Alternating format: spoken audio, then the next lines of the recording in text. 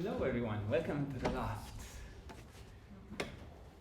All right, this is a bit of a different talk to what I usually do, those of you that have been at my talks before, but let's roll with it and see if it might be interesting and fascinating, weaving this story throughout history. You'll see. Anyone here from Germany, by the way? Yeah. No? Okay. Just Adina. All right. So, all throughout, as Adina mentioned, I work for 2 AI companies. One of the AI companies I work for is Narrative, which does software to speed up the work of professional photographers. So, as part of my work there, I have been learning photography, and I take every opportunity to improve my photography skills. So, throughout this talk, all of the photos you see are taken by me on my trip to Germany. I've recently come back from Germany, visiting my parents. I grew up in Germany and studied in the UK. Have American parents, so it's all complicated. Even though I don't look German at all, but lived in Germany for a long time. And have been in New Zealand now for a long time too. So here's an overview of what I'm going to talk about. First, I'm going to talk about my climbing the Altkönig mountain in Germany. Altkönig means Old King in Königstein im Taunus. That's my hometown. And then we'll talk about 3 aspects of the world: cyclical time, reincarnation and afterlife, lines of knowledge transmission, descending back down the mountain, and journey to become a druid or Brahmin. If all this sounds mysterious, well, that's great. That's what I'm trying to achieve. All right. So I was in Germany staying at my parents' place with my wife and 10-year-old son. And that day my son was having a bad day. He was screaming, he was running around the house. I was like, this is too much. I was gonna leave him to screaming. I don't care anymore. Yeah, he calmed down, and he calmed down very quickly after I left, and was fine and was doing something, playing nicely. But I just needed some space. So I thought, well, why don't I go for a brief walk in my hometown? I'll just go out and not take my phone, because I just don't want to be connected to the internet and all of these things. So I just go out and went up the hill in the town to the forest. I kept walking through the forest, and I was like, oh, this is really nice. So I was walking through the forest, took my camera, because of course, but not my phone. So kept walking through the forest, and I was like, yeah, this is nice. I should keep going. So I discovered the odd path through the forest. Sometimes there was a path, sometimes the path disappeared, and I would just walk up the forest. And I kept going well. I don't know where I'm going really, but I'll just keep going up. Wherever there's a slope up, I'll just take it and keep walking up. So I walked up. Eventually the trees thinned out a bit, tall trees all up the slope. And I kept going, looked back occasionally, saw a view of Frankfurt from the heights of the mountain. As I kept going up, saw loads of fallen trees, some naturally fallen, some cut down by forest workers. Beautiful light, beautiful summer day in Germany. And then occasionally some signs of human involvement, because this is Germany, there's no native bush in Germany at all left anymore. All the forest is catalogued and measured and replanted hundreds of times. So this forest was, there were some ladders up, and someone was cataloging this tree for some reason, I don't know. Looked back down, saw the odd villa out in the forest somewhere, don't know which person this belonged to. But throughout this walk, I was mentally a bit disturbed when I had left, but as I was walking, I was like, this is great. Yeah, set my camera on a set timer to do that. So I kept going, taking some arty photographs. But then, as I was reaching what seemed like the summit of the mountain, I've been walking for quite some time, I encountered this, and I was like, huh, there's a whole bunch of rocks here. Why is there rocks? And they're all kind of uniform size, and there's no trees here, although there's trees either side. Weird. Okay, I'll keep going. So I kept going. There was another path that I followed a little bit further up, and then again, a line of rocks. This one even bigger than the previous one, with kind of distinct cutouts. And I was like, huh, this is really odd. What is this? And when I came back and was reconnected to the internet, I looked this up, and this is what was called a ringwall. These rocks used to be part of a wall 2,500 years ago that the original Celtic inhabitants of Germany built, and two layers of walls to protect the peak of the mountain. So this circle of stones goes all the way around the peak of the mountain, and then at the peak of the mountain they had some kind of settlement. It's called the Altkönig, which means the Old King Mountain. So this was the seat of their king on top of this mountain. And these walls these are the remains of the original wall, which are still there 2,500 years later.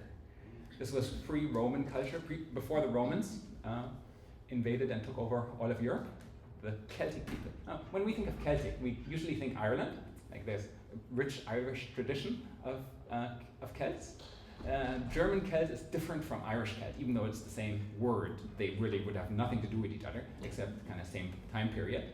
And all European Celtic people were pretty much wiped out by the Romans, but the Irish tradition survived a bit, so we know a little bit more about the Irish Celts than we do about the German Celts, who are very mysterious. So I kept going up, and finally reached the top, 798, so 800 meters above sea level. There's a sign with a bunch of graffiti on it and stickers, and I said, quite satisfied. Top of the mountain, beautiful view of the surrounding area. So I thought to myself, interesting. So I was thinking about this Celtic connection, and never really thought of this. I lived there for 19 years of my childhood, and never heard of this, never thought of it, and never walked up this mountain when I was there, when I was young. So I looked at the Celtic. What is this Celtic people about? Let me learn a bit. Well, that's how they looked when they fought the Romans. They were very well equipped, quite the match for the Romans, quite the problem for the Romans for a long time. They had these symbols, this 3 spiral symbol that appeared everywhere in their art, in their clothing. And it's like, what's the symbol? What does it mean? Generally, when a culture has a really prominent symbol, it means something. There's some deep meaning behind it.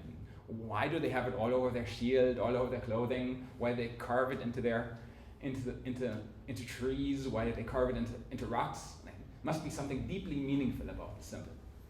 It's called a triskelion. And people think that the 3 spirals on the triskelion symbol are believed to represent the 3 worlds: the present, the spirit, and the celestial. I thought, that's interesting. So from and that on the top left is an actual picture of a triskelion carved into rock somewhere. So I thought, this is interesting from my study of the ancient yoga wisdom of India, this Krishna consciousness that we are practicing here. I thought, this is interesting. The present, the spirit, and the celestial.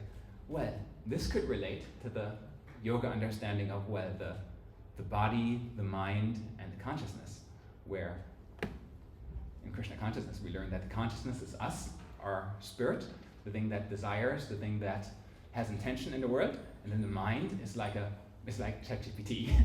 It's a super intelligent computer that can execute the desire of the consciousness, and the body is the physical representation of that in the world that can then take action and affect the world. So like the present, the body, the spirit, the mind, and the celestial, the non-material, the consciousness, the thing that endures. Or from a different perspective, It could represent the Krishna conception of the universe, which is really complicated, and I could do a whole talk on this. But most simply, there's the present world that we're living in. There's the celestial world of what some cultures might call angels, what some cultures might call the heaven, or those kind of conceptions of what other cultures might call alien civilizations that are more advanced than us. Depending on your perspective, you name these things different things. And then beyond that, there's the spirit world, which is non-material and separated by the Brahmajyoti, the great light, separating the material world of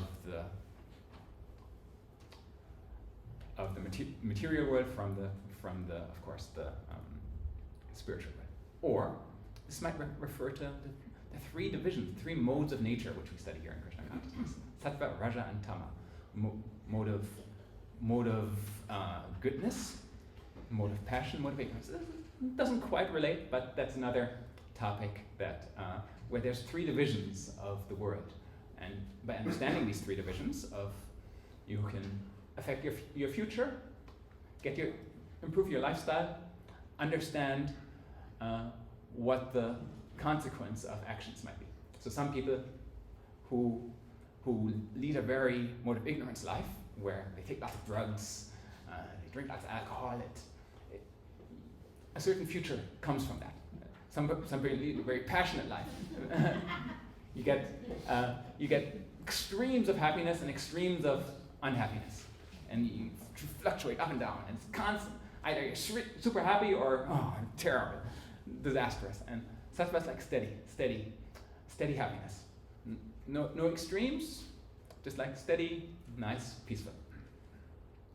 So this triskelion could represent some or all of these concepts. So that was really interesting learning about that. And then I looked into this Celtic conception. How did they see themselves in the world?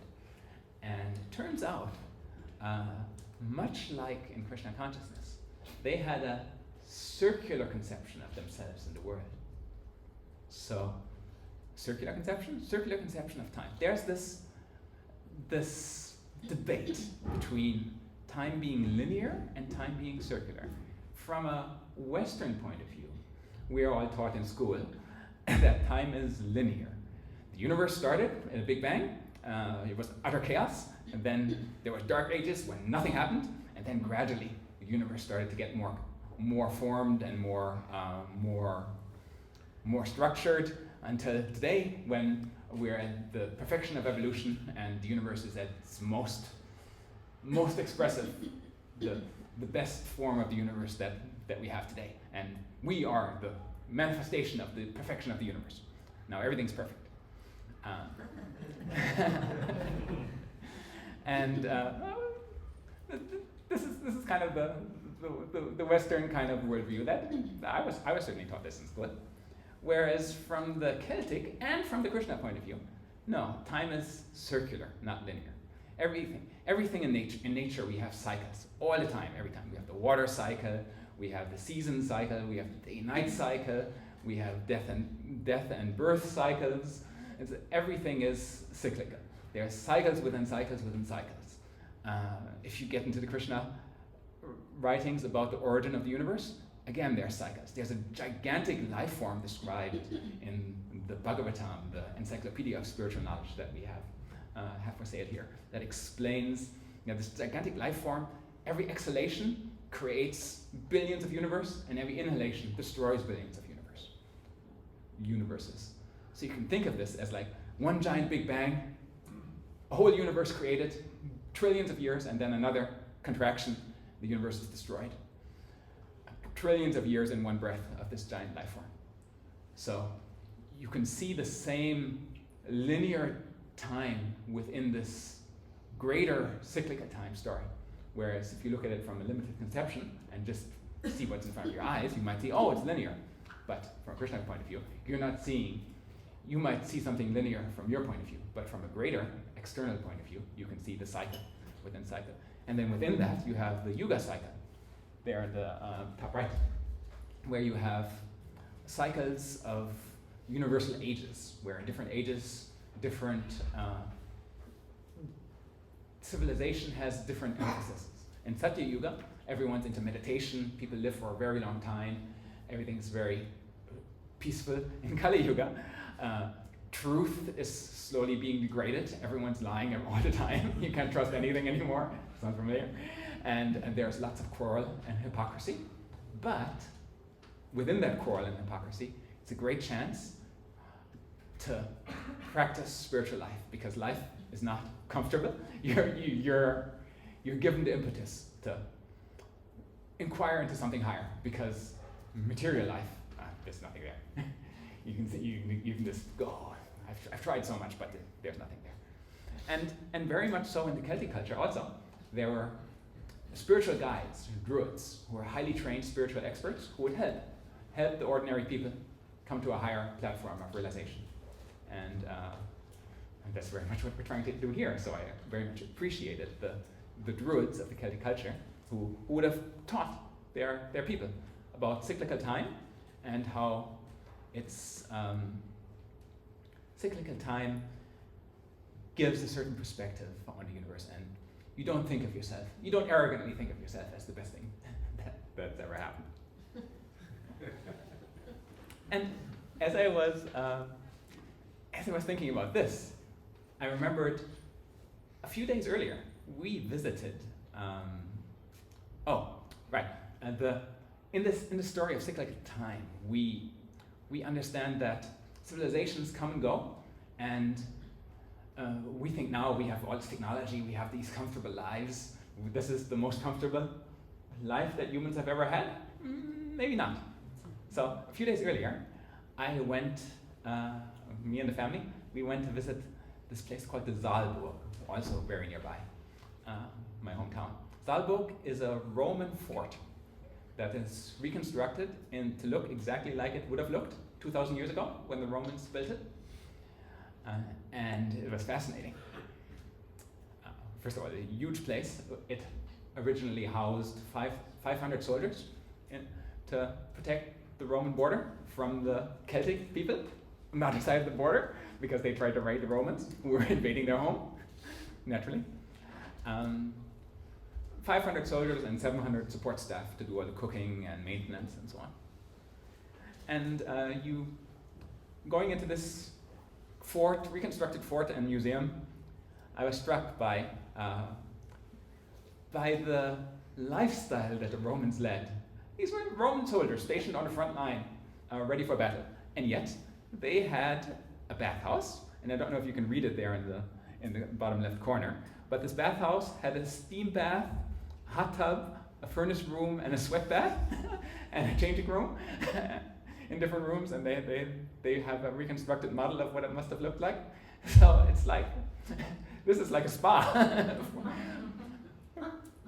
Soldiers nowadays don't have spas when we're in their station somewhere, going into battle. And then in the top right, we have window glass that they used, original glass for their windows. This is 2,000 years ago. And in the bottom right, we have their kitchen reconstructed as luxurious food everywhere, surplus of all kinds of different foodstuffs. Even their foodstuff was branded, particularly the olive oil. They were very particular of the olive oil. The Romans loved the olive oil. So there was different brands of olive oil that they shipped in branded bottles with labels. So it's like, this is exactly the same as today's culture in terms of material comforts. 2,000 years ago. We think we're so great, but 2,000 years ago, the Romans were living a super comfortable life. Roman soldiers probably has it better than some people today. And you think, well, that was 2,000 years ago. But before that, people were savages. Everything. It was hunter-gatherers living in caves, right? No. Indus Valley civilization, 8,000 years ago, recent archaeological digs, complicated cities with grid structures and drainage systems for the sewage systems and everything. We don't have much information of, as we do with the Romans, of these civilizations 8,000 years ago, but to build a complicated, structured, clearly planned city like this, and to carve channels for water delivery and sewage treatment and all of these things, that speaks of a very sophisticated civilization 8,000 years ago. And if you trust the writings, the Krishna writings, human civilization, advanced human civilization stretched back many hundreds of thousands of years before this. And you get cycles. Sometimes civilization degrades, sometimes it advances again. Cycles within cycles. And of course, the ultimate cycle of birth and death, the Celtics also, of course, believed in reincarnation. So the naive Western conception is you get born, you die, that's it, end of story. Matter comes alive for some reason that we can't explain, and then dies and is gone for some reason we can't explain. So, but no, the Krishna writings explain in Bhagavad Gita, one of the first verses in Bhagavad Gita, in the second chapter, says, as a person puts on new garments, giving up old ones, the soul similarly accepts new material bodies, giving up old and useless ones. So just that you change clothes get dirty, clothes get old, clothes get ripped, you get rid of the clothes, put on new clothes. Similarly, the consciousness or the soul within the body takes on a new body after some time. Because as the worldview of there being the celestial and the spirit, those things endure when the present matter gets destroyed. So with that kind of worldview, if you understand there is this thing that is non-material, that endures, that has to go somewhere, that can't just be destroyed when the matter is destroyed. So it takes on a new body as necessary. And yes, the Celtics knew about reincarnation. We don't, and you're like, well, how do we know that 2,500 years ago this civilization knew about reincarnation? How can we be sure? Well, the Celtics, there's not much from the Celtics. First of all, the Romans wiped them out or merged with their culture. And then the Celtics didn't write anything down. They had an oral tradition. They didn't have a written language. So all we know about the Celtics is we actually know from the Romans, who were documenting these people that they were neighbors with. So Julius Caesar was the Roman emperor at this time when the Saalburg was built. And some of his writings, his personal writings, describe the spiritual beliefs of the Celtics. So he wrote in Latin, I don't know Latin, but I'll try my best, ab alis post mortem transmireat alitas. After death, consciousness passes from some to others. He's writing about the Celtics in his book about the civilization. And of course, why was he concerned about the Celtic civilization? Well, first of all, he was the emperor of Rome. He was the ruler of what he believed to be the entire world. And this, in the Saalburg, was the map of the Roman Empire at the time of Julius Caesar. It's like gigantic, from North Africa all the way to England, Spain, and if we zoom in, Saalburg is there, and that wall is called the limes, the divider. The wall they built because the Celtic people were such a match to them that they were really concerned that these Celtic people were a threat to the mighty Roman army. They built a wall and various Roman forts like the Saalburg along the wall to protect their territory from the Celtics. So they were very interested in this Celtic culture. And there was active negotiation going on. Eventually the Romans, through their superior organization, won the long war over hundreds of years, but the Celtic culture definitely stood on its own, was something worthy of respect from the Romans' point of view. And so they wrote about it in their journals. And you're like, well, okay, so some ancient culture, primitive culture, of course, believed in reincarnation. So what? Well, now we know better, right? Science has proven that that's all doesn't exist, right? We've not detected a consciousness beyond matter. Everything's matter. Well, then you go into modern science, like Dr. Ian Stevenson, who wrote this book, Children Who Remember Previous Lives, where he documented 2,500 children who reported to remember past lives, and 1,200 of them he could find the person in journals and writings and pictures who they claim to be, find their home, document the things that they described at their home, and connect it. And he wrote case after case after case in this hugely long book.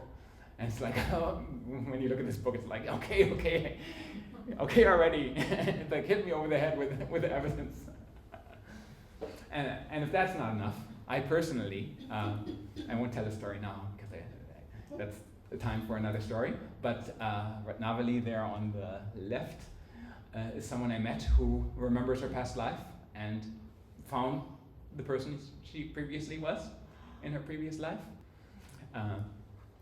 So yeah, so many, from all different perspectives, this reincarnation. Ancient culture, modern science, personal story, it's like everything pointing at, oh yeah, reincarnation, cycles within cycles, and a non-material spirit. So many different ways of that point at the same conclusion. So yeah, I mentioned the Celtic culture, oral tradition. And when we think oral tradition, they didn't write anything down, unlike the Romans who wrote everything down, who were meticulous in their documentation. Maybe that's where the Germans nowadays get it from, being meticulous in documenting things. So there was no written records of the Celtic tradition, but and you're thinking, well, how do you transmit your culture if you're not writing things down? And the answer is, of course, language, stories and poetry and music. If we look at the Celtic culture, Celtic language, which is still preserved in Ireland to some degree, and the original Germanic language that came from the Roman Latin language also, we see all of those languages, as well as pretty much every language around the world, comes from this Proto-Indo-European language, which Sanskrit is closest to.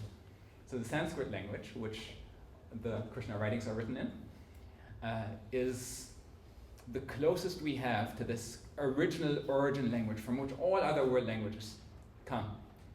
Which, of course, linguists that study these things go, well, if seemingly pretty much all the world languages come from this original Sanskrit similar language, that means there must have been some original culture whose influence stretched all over the world. And that's the origin of the Celtic culture. That's also the origin of the Krishna culture we study. It's the same culture. That's why all of these stories, all these beliefs, all this tradition, it's so similar, because it's actually from the same origin. And the way you prevent knowledge being lost when transmitting things orally instead of writing them down is, as I mentioned, you use poetry, you use verse, which if you change one word, the meter is off and the rhyme is off. So we find, like Bhagavad Gita in the book that we study here, there's verses in Sanskrit that are like that are beautiful in their poetry and in their rhythm, and in so doing, it's very easy to remember them and pass them on unchanged from generation to generation. Like this verse, again from Bhagavad Gita, Matras basastu kuntaya sitosna sukadukada agma pantyodnityastam tidiksasya bharata. Son of Kunti, the non-permanent appearance of happiness and distress, and the disappearance in due course, are like the appearance and disappearance of the winter and summer season. They arise from sense perception, or sky of Bharat, and one must learn to tolerate them without being disturbed. This instruction from Bhagavad Gita, that happiness and distress come and go, like winter and summer. Just tolerate. They're there. They come and go. Don't worry too much about them. So, as I was at the top of the Altkönig mountain, beautiful view on right out to Frankfurt city. So I started, okay, I'm up here, time to go back home. I'll walk back down the mountain. So I started walking down the mountain. I was like, ooh, looks like a strange area where trees were cleared, but the trees are blackened, like there was a forest fire here. I don't remember this from when I came up the mountain. Oh, strange. Okay, anyway. I keep going. And then I was like, I'm in the middle of a forest. There's this forestry hut. Okay. Didn't remember that. But interesting. Really nice. Nice forest landscape. Ooh, and look, a bee. Beautiful. Another hut. Where am I? I'm in the middle of this forest, and I looked up later. The forest is huge. It goes on for kilometers. If I had gone down the wrong side of the mountain, I would have been in forest for like hundreds of kilometers before I hit some civilization. So I got, I better backtrack. So I went back up the mountain and chose a path a little bit closer to what I remember. I thought I turned a bit too much to the right. Like if you're at the top of the mountain, it's very easy. You take a little bit of a wrong angle and you end up somewhere completely different down the mountain. So went back up and came back down and found a road.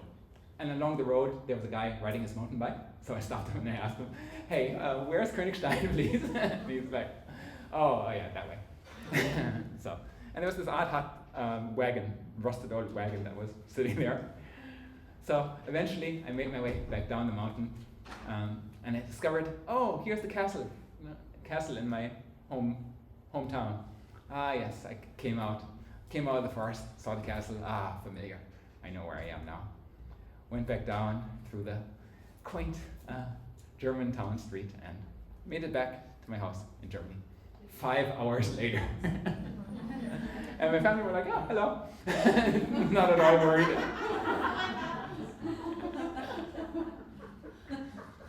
So I was like, oh yeah. I was a bit distressed, definitely, as I was lost in the forest without my phone, without the GPS that was also so reliant on. But I made it back safely and a bit dehydrated because I didn't take enough water. But I made it back safely and I was like, yeah. Non-permanent happiness and distress was an amazing experience. But, interestingly, here is on the left an original bronze statue that was found at the site of what's perhaps a druid meditating or something. No one really knows because stories are lost. And on the right, we have a teacher in our line, a Brahmana, Bhaktisiddhanta Saraswati Thakur, who around 100 years ago was teaching this Krishna consciousness all over India. And he does something similar in their seating posture.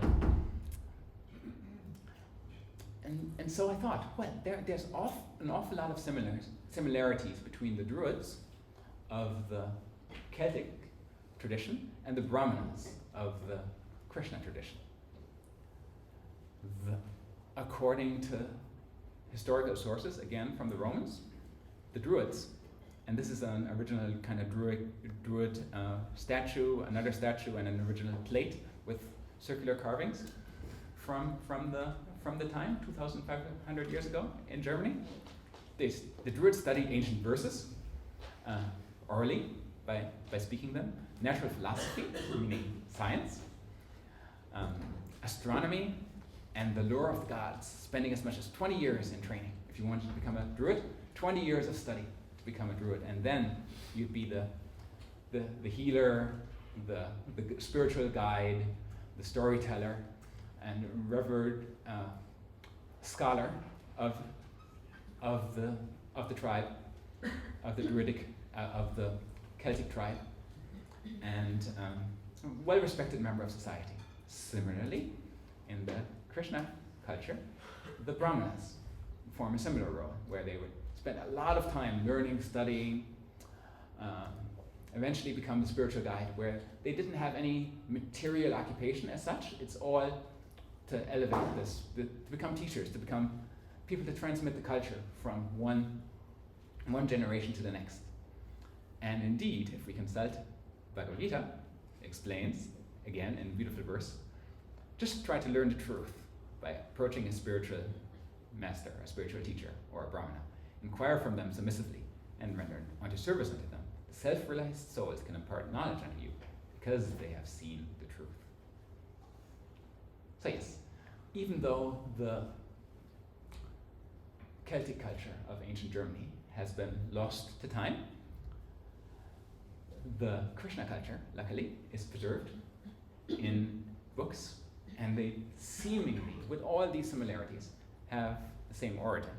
So I invite everyone to, if you're interested and that sparked your interest in the imagination, pick up some books here outside, like the Srimad Bhagavatam, the spiritual encyclopedia that tells of the lore of the creation of the universe, a science of self-realization, to learn about how you can become self-realized, how you too can see the truth and teach others spiritual knowledge. And Quest for Enlightenment, which is another book, that how you too can become a druid, a brahmana, or a spiritual teacher, and benefit society with your wisdom and knowledge. So, thank you very much. Any questions?